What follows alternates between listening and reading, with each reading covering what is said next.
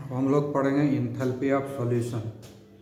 तो नाम से ही पता चल रहा है इंथैल्पी ऑफ सॉल्यूशन मतलब सॉल्यूशन बनाने में जितना चेंज इन इंथैल्पी होगा उसको इंथैल्पी ऑफ सॉल्यूशन बनेगा। लेकिन सॉल्यूशन बनाने का बहुत सारा तरीका है, तो कब हम बोलेंगे इंथैल्पी ऑफ सॉल्यूशन, इस बात को हम ध्यान देना है।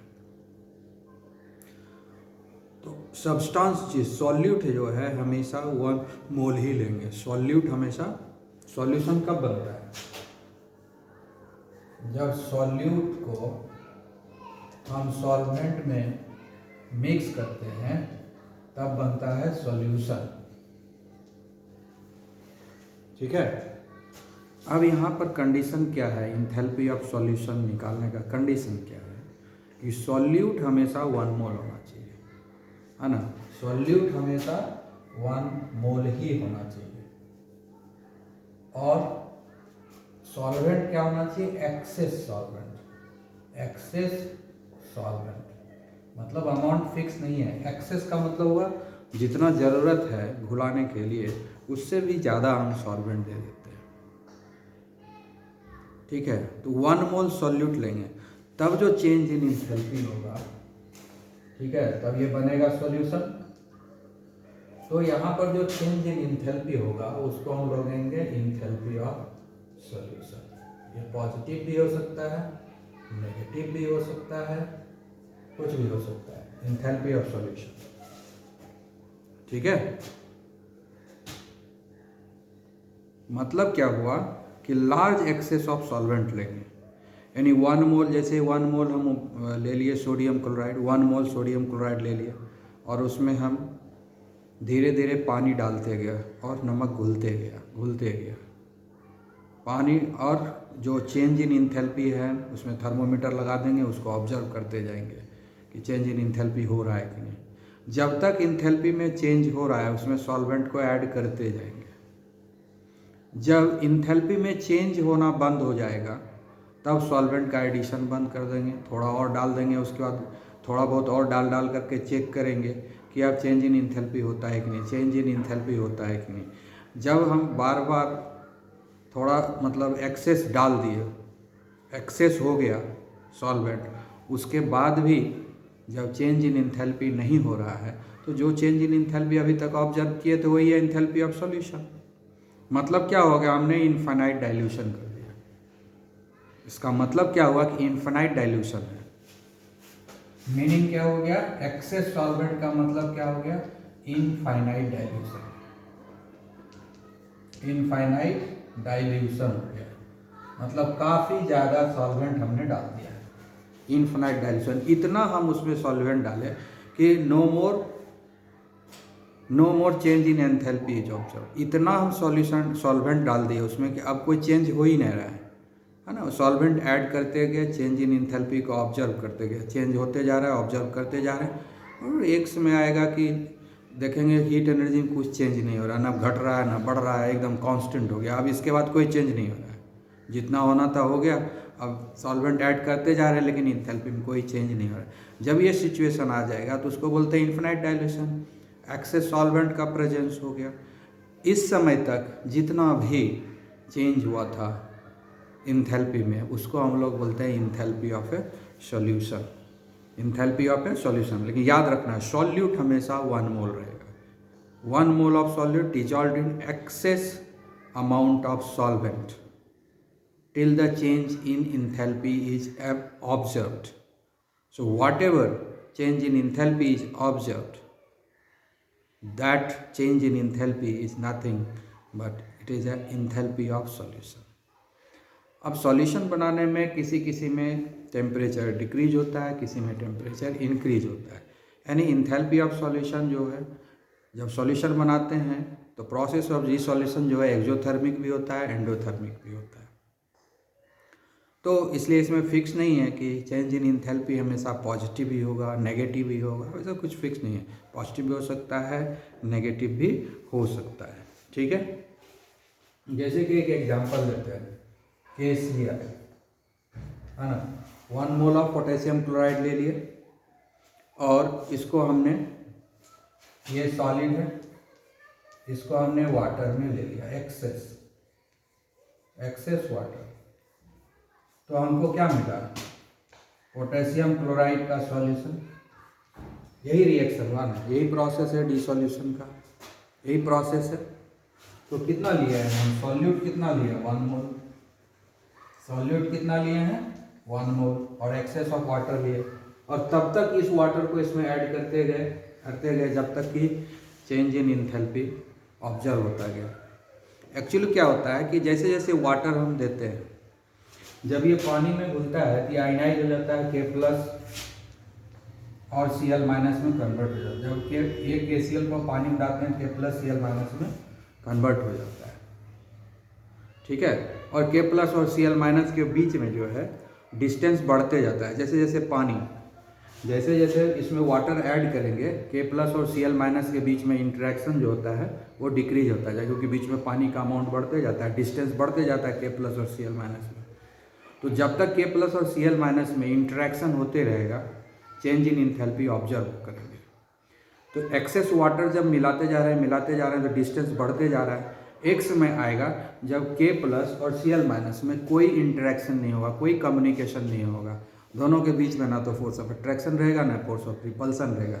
ये जब सिचुएशन आ जाता है तब no more change in enthalpy is observe, तब कोई चेंज नहीं होता है इंथैल्पी में।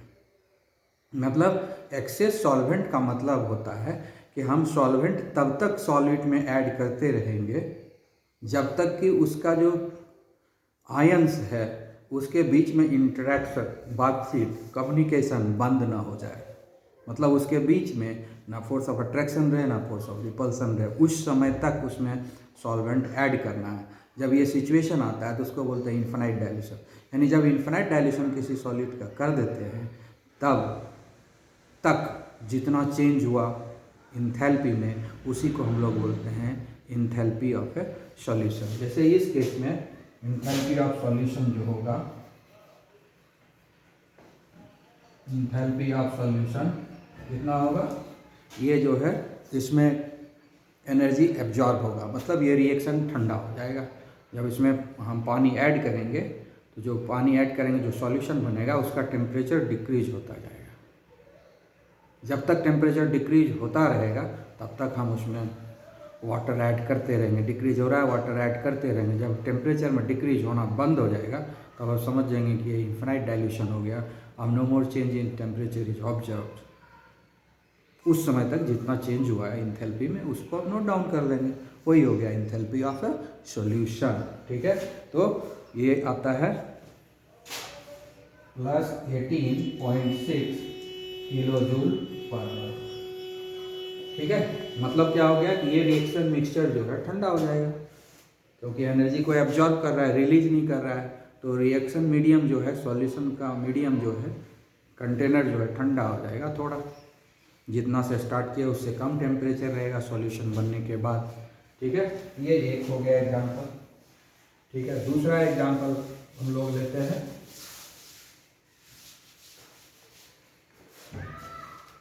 दूसरा एग्जाम्पल लेते हैं copper sulphate. Copper sulphate solid होता है, पाउडर फॉर्म में रहता है। इसका एग्जाम्पल लेते हैं, इसको भी हम लोग वाटर देते हैं, ये एक्सेस दे देते हैं, यहाँ भी एक्सेस देंगे तो बनेगा CuSO4, एक्वस सॉल्यूशन बन जाएगा। पानी में मिलाया ना इसलिए एक्वस लिख रहे हैं। इसमें वैसे करेंगे, कॉपर सल्फेट का पाउडर ले लेंगे, उसमें पानी जो है डालते जाएंगे और उसमें टेम्परेचर को नोट डाउन कर लेंगे। जब उसमें पानी ऐड नहीं किए, पानी ऐड करेंगे, थर्मामीटर लगा रहेगा, देखते हैं जाएंगे टेम्परेचर इंक्रीज होता है कि डिक्रीज होता है। इस केस में टेम्परेचर जो है इंक्रीज होगा। जब तक टेम्परेचर इंक्रीज होता रहेगा तब तक उसमें हम पानी डालते जाएंगे। जब तक टेम्परेचर इंक्रीज होता रहेगा तब तक पानी डालेंगे, उसके बाद भी डालेंगे कि देखें इंक्रीज तो नहीं होता है, वेट करेंगे। और चेंज को हम ऑब्जर्व करते जाएंगे कितना चेंज हुआ है। जब चेंज होना बंद हो जाए इंथैल्पी में, जब ही एनर्जी का एक्सचेंज बंद हो जाए, एनर्जी रिलीज होना बंद हो जाए, क्योंकि ये एक्सोथर्मिक रिएक्शन है, उसके पहले जो दिए थे एंडोथर्मिक रिएक्शन था, ये एक्सोथर्मिक रिएक्शन है, ठीक है। तो एनर्जी जब तक रिलीज होता रहेगा तब तक हम उसमें पानी ऐड करते जाएंगे। एक समय आएगा कि चेंज होना बंद हो जाएगा टेम्परेचर में। समझ जाएंगे कि इन्फिनाइट डाइल्यूशन हो गया। मतलब क्या हो गया कि इसमें जो केटाइन और एनाइन बना है वो बहुत दूरी पर चला गया है। ये जो कॉपर सल्फेट है ये कन्वर्ट हो जाएगा Cu2+ और SO4 2- में कन्वर्ट हो जाएगा। जैसे ही पानी में डालेंगे तो इसके बीच में कोई इंटरेक्शन नहीं रहेगा, ना तो रिपल्सन होगा ना ही अट्रैक्शन होगा, इतना दूरी हो जाएगा। उस समय तक जितना चेंज हुआ इंथैल्पी में, वो इंथैल्पी क्या कहलाएगा? Enthalpy of solution. तो इस केस में जो इंथैल्पी ऑफ सॉल्यूशन है delta H equal to -66.5 kilojoule per mole. ये हुआ चेंज इन इंथैल्पी। तो ये इंथैल्पी ऑफ सॉल्यूशन है ना, तो लिखेंगे enthalpy of solution, enthalpy of solution.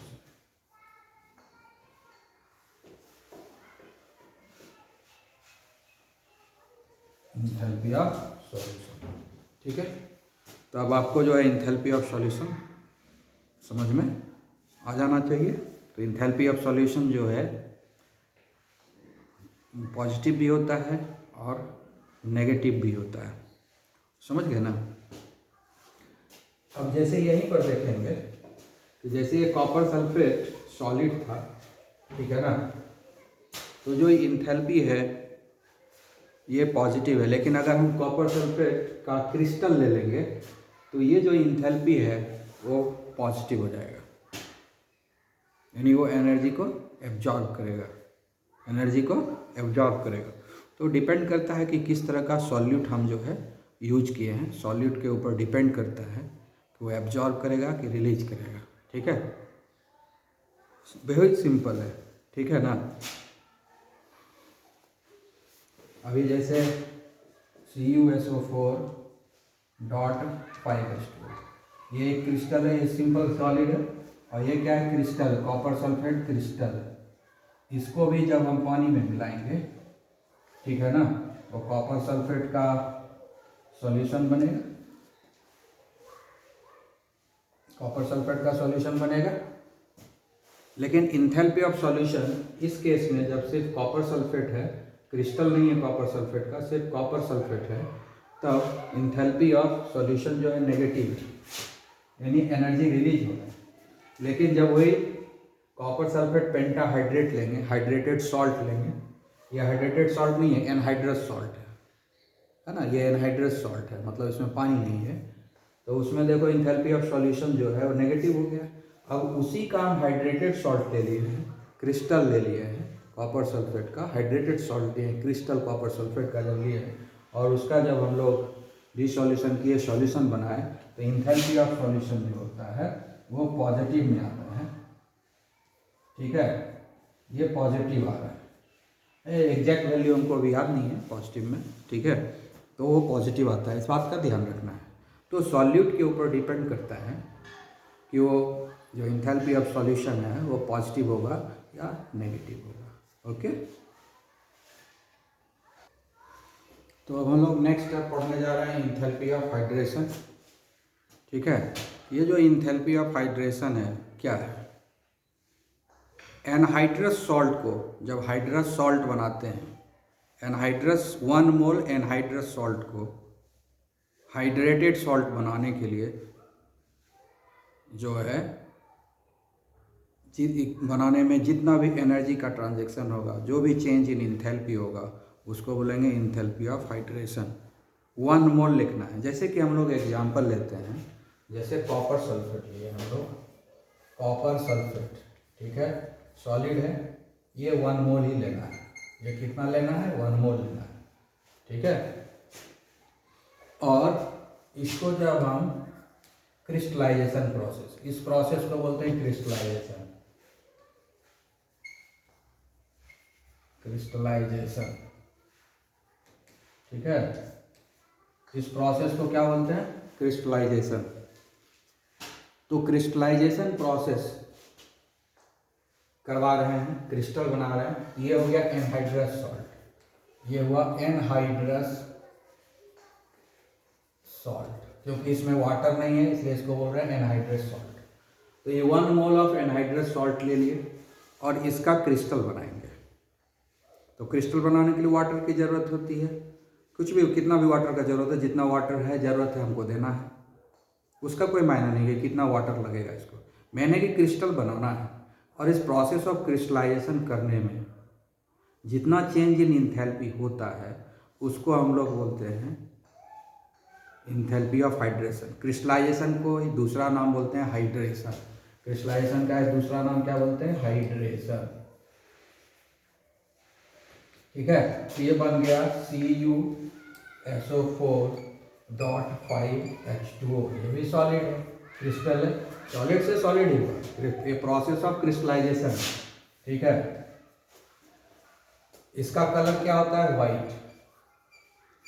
इसका कलर क्या होता है? वाइट। और इसका कलर क्या होता है? ब्लू होता है। इसका कलर क्या होता है? ब्लू होता है। ठीक है ना, तो कलर जो है इसका वाइट है और उसका ब्लू है। ठीक है, तो अब वाइट है और ब्लू है, तो क्रिस्टलाइजेशन प्रोसेस कराने में 1 मोल का ही क्रिस्टलाइजेशन करना है। बस ध्यान रखना है कि क्रिस्टलाइजेशन जो करना है वो 1 मोल का करना है।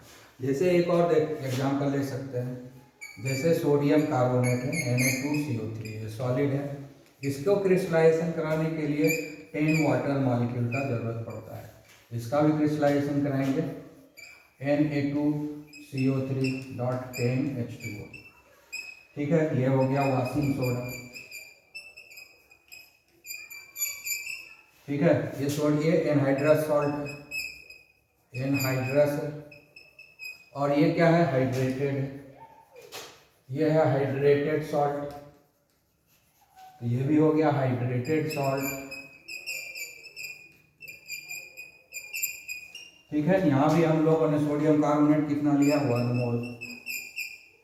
ठीक है, तो हमने 1 मोल सब्सटेंस लिया, एनहाइड्रस सॉल्ट लिया, 1 मोल एनहाइड्रस सॉल्ट लिया, 1 मोल एनहाइड्रस सॉल्ट को 1 मोल एनहाइड्रस सॉल्ट को 1 मोल हाइड्रेटेड सॉल्ट कन्वर्ट कर दिए। 1 मोल एनहाइड्रस सॉल्ट को 1 मोल हाइड्रेटेड सॉल्ट में कन्वर्ट कर दिए, मतलब क्रिस्टलाइजेशन करवा दिए। ये भी क्रिस्टल ही है ना, ये भी क्रिस्टल है। ठीक है, तो यहाँ पर ये क्या है? Washing soda. ये क्या है? क्रिस्टल। ये क्रिस्टल, और ये क्रिस्टल नहीं है, ये भी क्रिस्टल बन गया।